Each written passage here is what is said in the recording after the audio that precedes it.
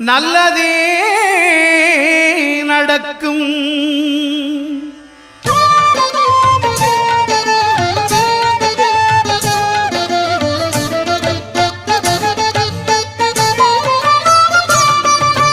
ஒன்பது கோளும் ஒன்றாய் காண அங்கு கற்பகம் என்னும் கடவுளின் மெய்யில் ஒன்பது கோளும் ஒன்றாய் காண அங்கு கற்பகம் என்னும் கடவுளின் மெய்யில் சூரியன் முதலாய் 9 கிரகமும் பலவித குணங்களை கொண்டிருக்கும். எங்கள் கற்பக தருவில் அவை வரும்போது ஒன்றாய் சேர்ந்து பலனளிக்கும்.